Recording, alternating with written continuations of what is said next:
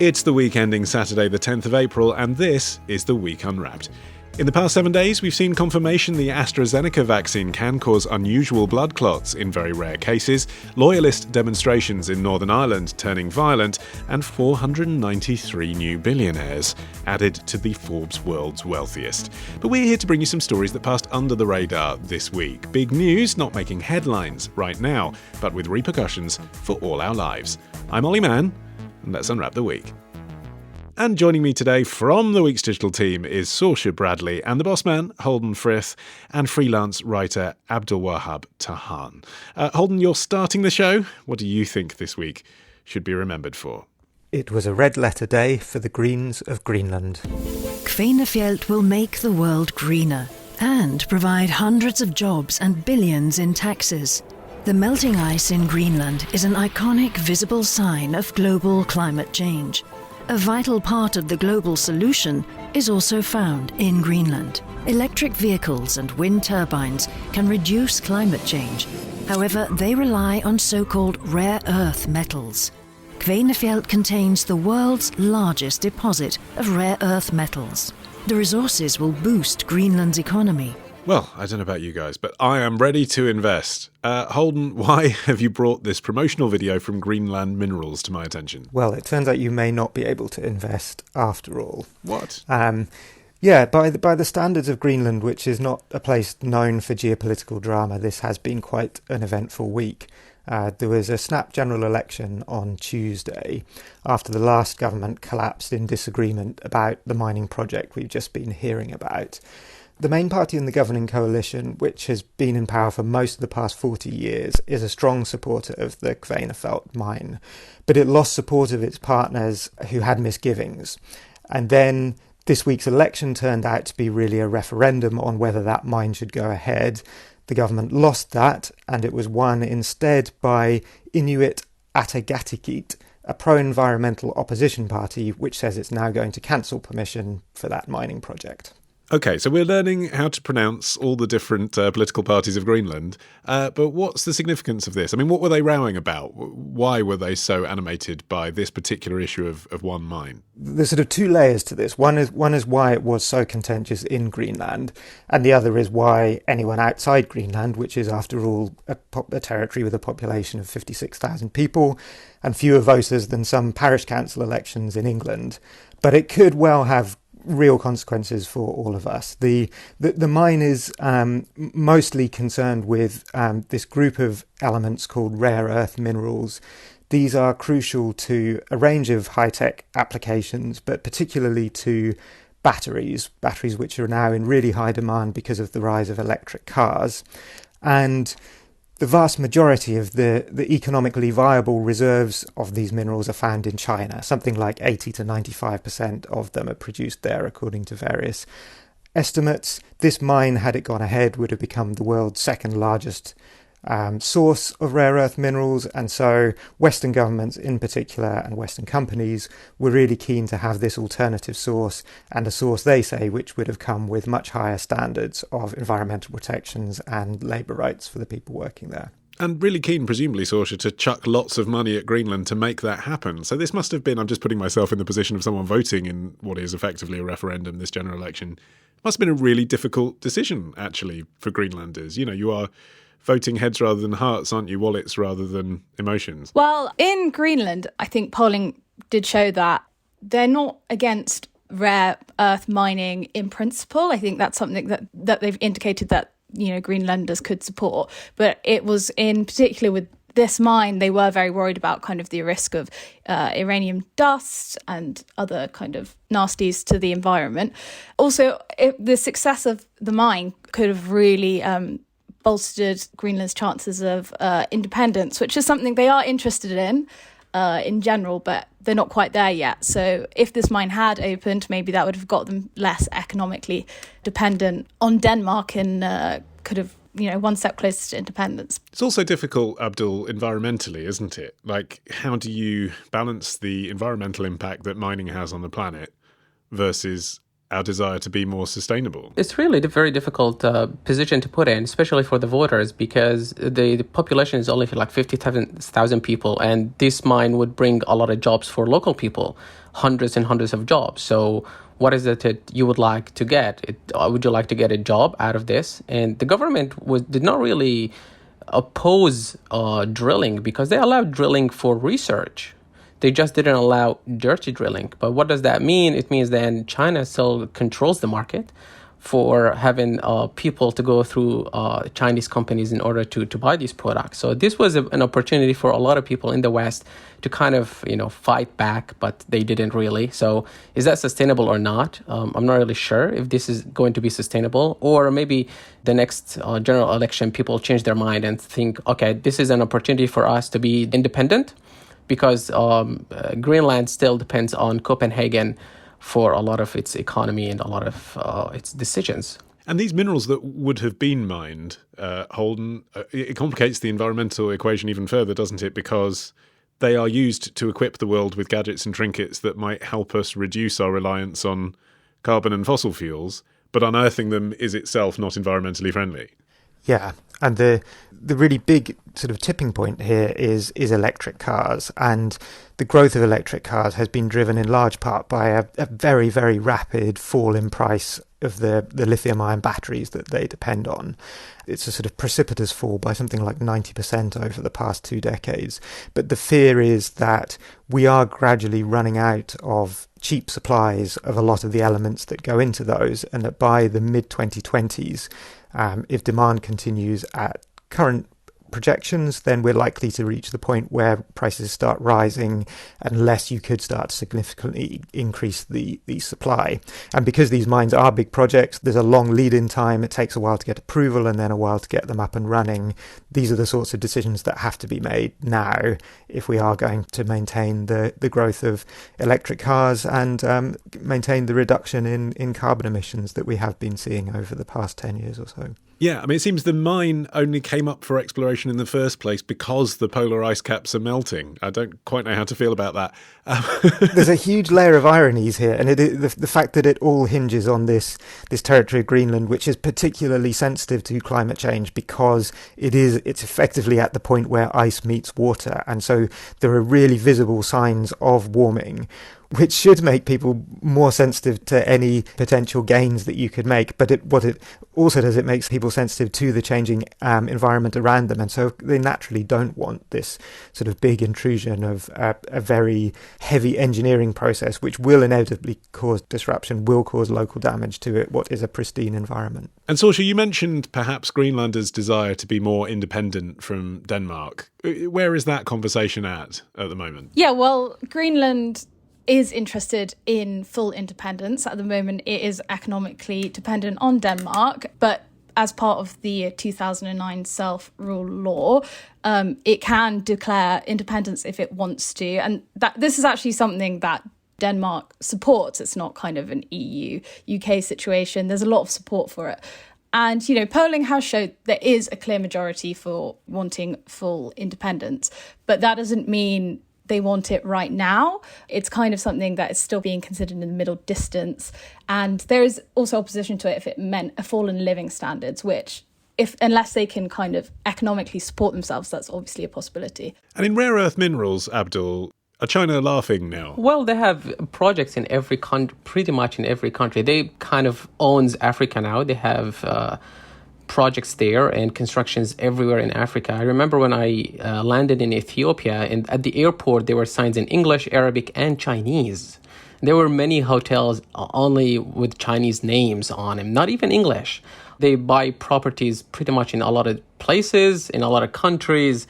And I think this mine being rejected is not a very bad thing for the Chinese, because they still kind of control the market for these earth minerals that they produce. And pretty much all these companies that are going to use them, like iPhones and batteries and electric cars, they're going to go to China to buy them. There is one small specific way in which this is bad news for China, which is yet another irony of this project, that the mostly Australian-owned company that was going to operate this mine in Greenland is actually 10% owned by a Chinese company with very strong links to the Chinese government. So even the West's great project to try and break its dependence on China for these rare earth minerals was in part owned by China. Yeah, but does it show that when push came to shove, because presumably part of the argument in this election from the party that lost was we don't want the West to be dependent on China, people weren't that inclined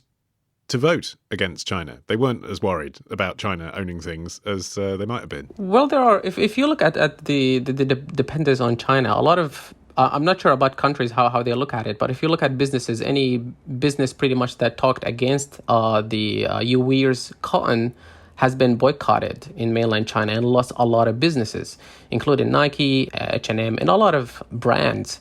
So if you're a brand and you're going to talk against it, you're going to think twice. I'm not sure about countries where that put them, but in case of a business, a lot of businesses, I think they consider their situation and their position now. It does seem that although this wasn't an overriding issue in the Greenland electorate, it certainly got the attention of other countries, and that there has been this sort of big geopolitical push for influence over Greenland. Donald Trump, in fact, proposed buying it from Denmark in 2019. That was rejected quite swiftly by both Greenland and Denmark, but it certainly hasn't put off the major security alliances. So the Five Eyes is the group of the US, the UK, Canada, Australia and New Zealand. They now have a specific Greenland policy which is intended to secure the natural resources there, particularly the rare earth metals, for Western democracies. This is in part a reaction to China, of course, but also Russia's attempts to exploit more of the Arctic as sea ice retreats. Okay, and although this may have been effectively a referendum, it wasn't. It was an election. And Sorcha, as Holden was saying, the Social Democratic Party there has been in power since 1979, although presumably this will be a coalition anyway. How do you think this is going to impact the way Greenland is run as a country? The party that won is, a party made up of mostly indigenous Inuit people. And I think there is kind of, as that move towards independence shows, there's kind of like a greater want to move away perhaps from slightly colonial style, being ruled by a nation, or being reliant on another nation. So I think that's certainly one thing this vote indicates. Yeah, and this party is also pro-independence and is probably the most pro-independence party of the Greenland political spectrum. In some ways, if it does block the mine as it says it will, it does seem to be putting off the day when independence will be financially possible. It's a very complex and mixed result, and I'm not sure we quite yet know what the end result will be. Okay, Abdul, I'm coming to you next after this.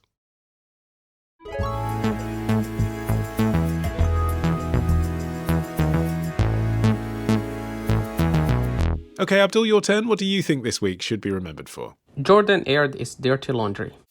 I am not the person responsible for the breakdown in governance, for the corruption, and for the incompetence that has been prevalent in our governing structure for the last 15 to 20 years and has been getting worse by the year.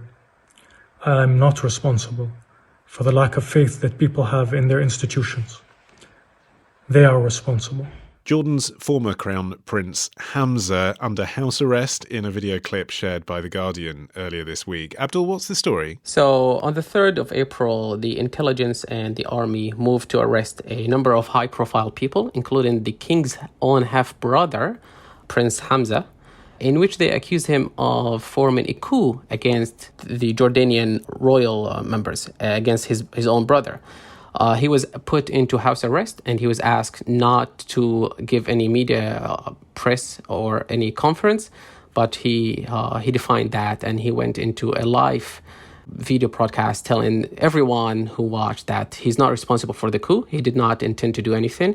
He was simply exercising his rights. He was accused of meeting heads of tribes in Jordan who were not really happy with the direction Jordan was going. There was not a lot of freedom of expressions in Jordan, and these people were really angry about it. In Arabic countries, we have a saying, we say the walls have ears, and anyone who speaks anything against the government pretty much gets arrested and thrown into prison. So this is one of these things. And for the first time, I see no one is above the law, even the royal family, members of the royal family. They arrested him just for expressing his opinions. Well, was it just for expressing his opinion, though, Abdul? I mean, because, where this has been reported in the English-speaking media, it's been written as if this sort of came out of nowhere. The people of Jordan weren't expecting him to be arrested. But looking at just what he says in that clip, I mean, is it reasonable to conclude that he may have been conspiring to oust his half-brother? He says this country has gone from one that was at the forefront of the region in terms of education and healthcare, in terms of human dignity and freedoms, to one in which to even criticise a small aspect of a policy leads to arrest and abuse by the security services. I know he's talking about his own situation, but it's pretty clear that he's not a fan of what his half-brother's doing. No, he's not a fan at all. But this kind of accusation is always ready to accuse anyone who is going against the government of conspiring and working with foreign powers in order to target the stability and security of the region. You have seen that in Saudi Arabia. We have seen that in Syria when the uprising against Assad started, where the president accused the protesters of working with foreign powers. We've seen that now in Jordan. We've seen it in pretty much any country. These accusations are already made up and ready to go. The only interesting thing in here is that Prince Hamza was the crown prince between 1999 and 2004.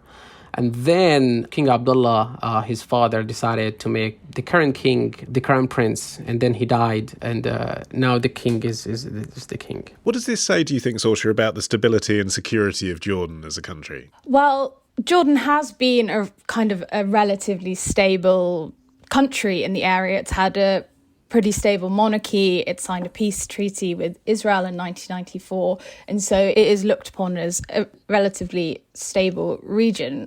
I think its closest powers next to it, Israel, Saudi Arabia, don't necessarily really have an interest in supporting instability in the area. I think they'd want to encourage stability because, of course, groups like ISIS could be ready to move in at kind of the first sign of trouble, and I think that wouldn't be good for Jordan, obviously. What about the people of Jordan, though, Holden?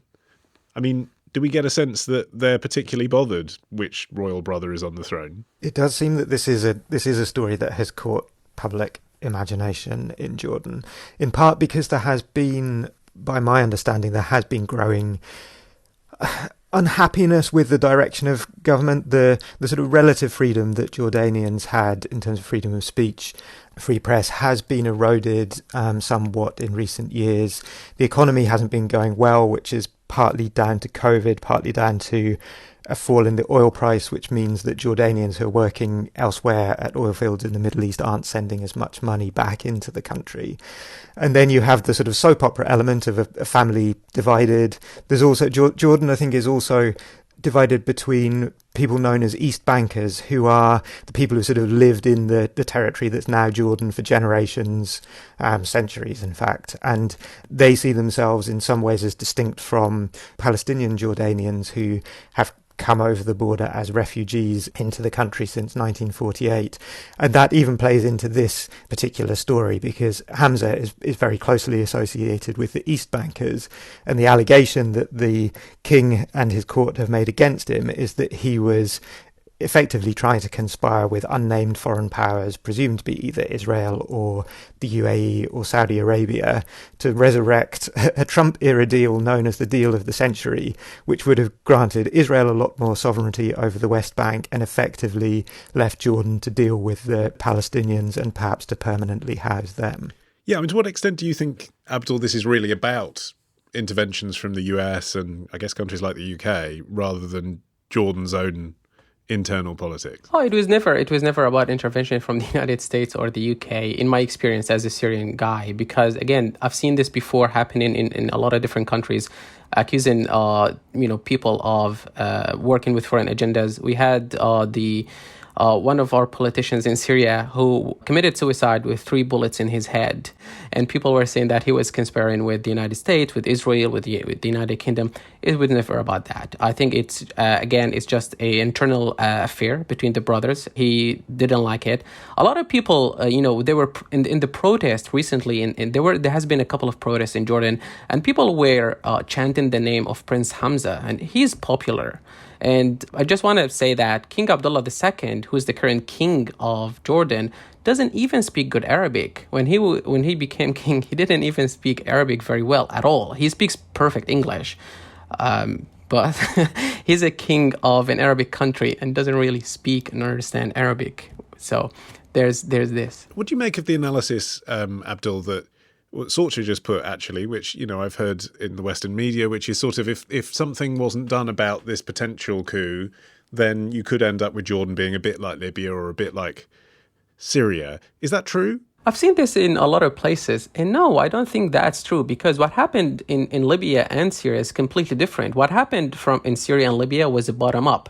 We took it to the streets. We were protesting against Assad. In Libya, people were protesting against Gaddafi. In Jordan, these people are not really protesting, and this didn't happen because of a protest. This happened because of an internal affair between these two half-brothers who actually obviously not fond of each other. And the mother of Prince Hamza came to his defense and said, my son did not commit these things, of course. But of course, it's his mom, so that's what she would say. I mean, seeing the video of Prince Hamza, Holden, I don't know if it reminded you of the same thing, but I just couldn't help thinking about Princess Latifah's videos from her imprisonment in Dubai. And I mean, that is a difference, isn't it, about the Middle Eastern royal families, is the person at the top really does have the power to shut someone up. Yes, although it doesn't seem to have worked quite as expected in this case. One piece of analysis I saw suggested that this was an attempt by the king at coup proofing. So it wasn't an attempt to stop a coup that was in motion, but it was an attempt to deter or deflect a potential coup further down the road. But if that was the aim, it really doesn't seem to work. Hamza has, if anything, seemed to come out of this more popular. He has an excuse to criticise the government more openly than he otherwise would have done. And it's drawn attention to a story that I think really had been under the radar, because Jordan is generally seen as a rather sleepy corner of the Middle East. I see now that Prince Hamza has issued a statement after mediation saying he was committed to the constitution and has pledged allegiance to King Abdullah. Abdul, were you surprised by that? I'm not surprised at all. I mean, this was all bound to happen from the very beginning. He was put in house arrest. What other options did he have? He didn't have any option. The king wanted to deal with this in the family, inside the family. Didn't want it to go to the media. So he didn't put him in prison. He put him in house arrest. The same thing happened in Saudi Arabia, where they put all those people that they accused them of working with foreign agendas in foreign countries. They put them in the Ritz-Carlton Hotel. They didn't put them in prison. And after a while, they all pledged allegiance to the crown prince. Again, all these stories, it would unfold just like fairy tales. We know how it's going to end. It's all going to have a happy ending for the king himself, of course. And he would say now the country is stronger, more stable and secure.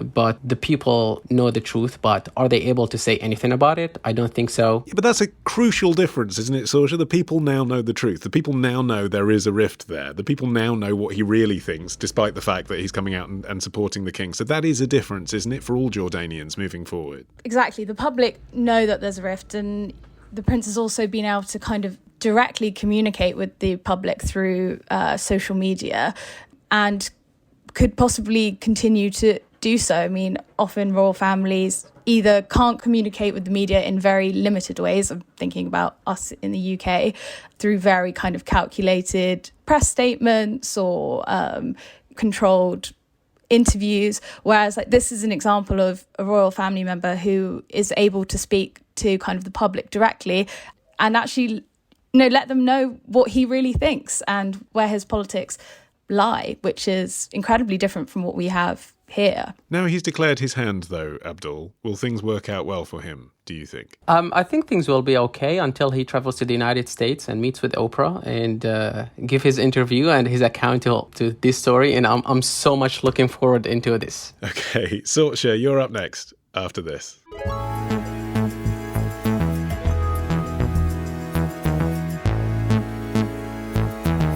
Okay, Sorcha, you are finishing the show this week. What do you think this week should be remembered for? Is this week we realise we're honouring the wrong people? To be a dame is really the icing on the cake.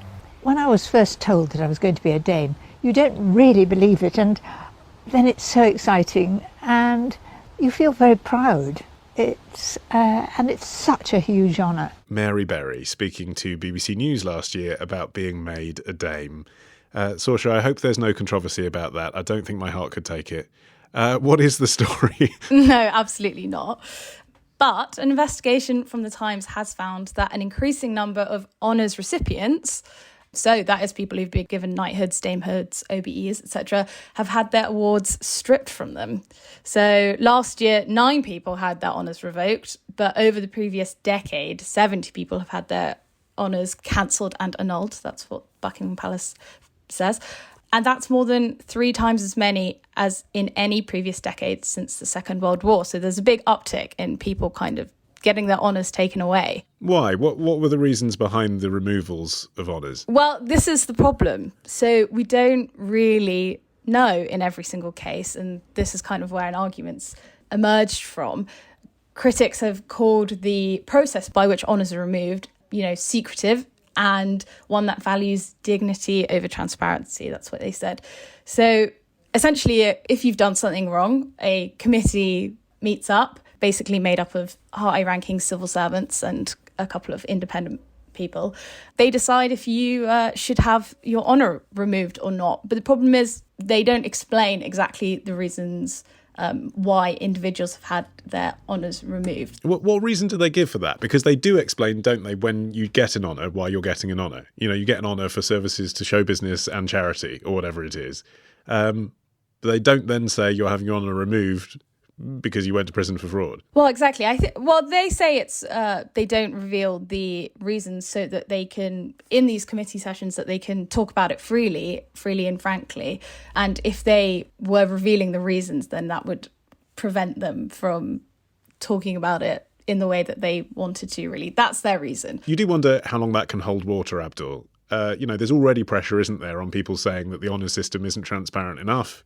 The public aren't let in enough as to why certain decisions are made and whether, there have been financial considerations about, people who've run companies that have been beneficial to the government and this kind of thing. This is obviously an area where it would be useful to know what the decision-making process was. Yeah, it would be very interesting to know why these people are being honoured or dishonoured. But there's another very interesting side of the story here, that there's a large number of people. They're still the minority, of course, that reject these honours. In a Guardian piece published in December last year, it alleged that 433 people since 2011 have rejected this honour, including David Bowie, who once rejected it, and Stephen Hawkins, of course. So there's a lot of people who reject it on a lot of different grounds. That, first of all, that the British Empire does not exist anymore. So why should we pretend to have these honours of an empire that does not exist? A lot of people refuse it on the ground of slavery and unethical practices of decades ago that should stop. And a lot of people reject it on the grounds of ethical grounds, that this is not ethical to get rewarded for things you've done for the government. But we're not the only country, Holden, that has a system for honouring people. Our one, historically, as Abdul suggests, has titular links to the British Empire, but it's not. I mean, the counter-argument is that by accepting the title, you're not saying the British Empire exists, you're just accepting the historic title of honour from this country. Yeah, and a lot of former British colonies actually still have very similar honour systems to us. They've mostly changed the names of the awards, as you would expect. So in Jamaica, for example, the Order of the British Empire became the Order of Distinction.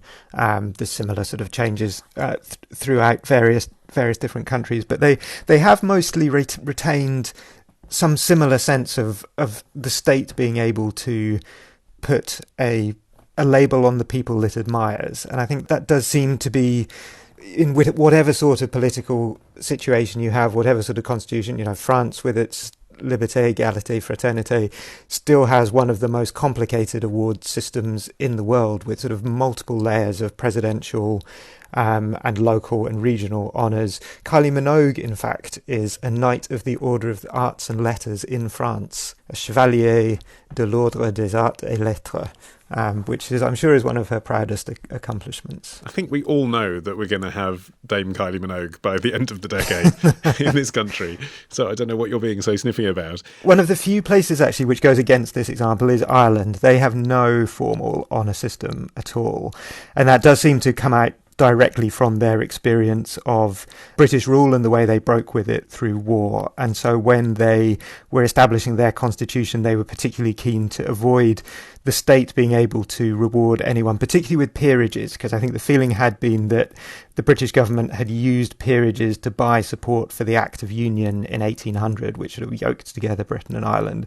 So they have a constitutional ban on any kind of award systems, and that there have been occasional attempts, mostly actually sort of bottom-up attempts, to get an Irish awards honours system off the ground, but so far that's been resisted. What impact do you think this is going to have on the system, Sorcha, really, though? I mean, it's an interesting story that the Times has dug up, but I mean, the public seem to like it at Christmas time when there's a new list of celebrities that have been given titles, and they also, particularly at the moment with coronavirus and the like, seem to like it when people who have jobs for the NHS, for example, or the armed forces are awarded with honorifics. So it's not going anywhere, is it? Yeah, I think there isn't necessarily a huge push to get rid of the system, I think. But I do think there is some evidence to suggest that people would like reform to the system. I think there is generally a feeling that, I mean, of course, 400 people were honoured this year who worked for the NHS, which is a fantastic thing. But I think there is a feeling that a lot of the time it's not quite the right people who are getting recognised, who are being honoured. And I think that's something, people would like to see more of. And I think particularly with people who've rejected honours because of, links to the empire, there have been some attempts to kind of change that. MPs at one point were trying to change OBE to Order of British Excellence instead of Order of British Empire. But that didn't really get much traction, I think, because I think lots of people are kind of traditionalists and there wasn't really that much push to change that.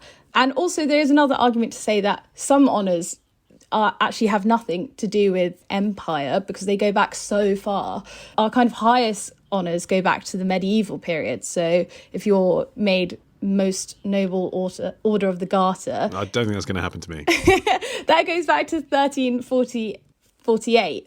So it has a long history, almost longer than any other country. So it's very ingrained in our national history. It is, and once you get the honour, Holden, you really do become part of the establishment. And it is fascinating looking at the list that the Times published of the honours that have been withdrawn, that the names on there are not just your kind of household names like Rolf Harris and Harvey Weinstein for their well-publicised crimes, but also business people who seemingly were removed because they abused their position of power. And I just couldn't help but wonder, at what point did that abuse of power start, and was it after they were given their honour? In other words, were they actually trading on their honour? To what extent did the seal of approval from the establishment facilitate their fraud or their sexual abuse, even in some cases? I think that there's a really sinister aspect to this, actually, which is the way in which, Jimmy Savile is perhaps a prime example of this, where he went out of his way to get a knighthood and was unhappy about the fact that he had done so much charity work and yet wasn't given one for quite a long time. And I think he explicitly said at one point that now he had the knighthood, he had the seal of approval, and that was, it was sort of almost proof against the accusations against him. And there was a criminologist in the Times report who suggested that the reason for the prevalence of child sexual abuse in the list of people who have had honours removed, that's by far the largest category, is both the product of the fact that they often go to people who work in charities, and people who want to abuse children often end up working in charities in order to gain access to children. But also they often explicitly solicit honours, because it is a way of sort of proofing themselves against accusations and gives them that veneer of respectability. But I think, as you say, quite possibly in financial circles as well, if you can flash a few letters or flash a knighthood, then that does give you an air of presentability that if you're attempting to pull a fast one, you're going to have fewer questions answered. Yeah, the problem with this honoring system is that it put people on a pedestal, like the Nobel laureate winner Aung San Suu in Myanmar, who she was honored because of her democratic fight for her country, and later she became the dictator. Weinstein is the same. So I think these are just, the honor system is flawed by itself, and it just helps those people who are rich and wealthy or famous and celebrities. But hey, everyone likes it. Everyone wants to watch Mary Berry this weekend or whenever she comes on. So, will you accept a knighthood, Abdul, if one was offered to you? I'm a refugee from Syria. Give me anything for free, I'll take it. Well, with that, I hereby proclaim you Most Honourable Sir Abdul, and Dame Sorcha, and of course Lord Holden, the boss man. KCVO. Thank you for your services to podcasting. Remember, you can subscribe to this show for free. No letters after your name required. Just search for The Week Unwrapped wherever you get your podcasts. I've been Olly Mann, OBE. Our music is by Tom Morby, the producer Sophie King at Rethink Audio. And until we meet again to unwrap next week, bye-bye.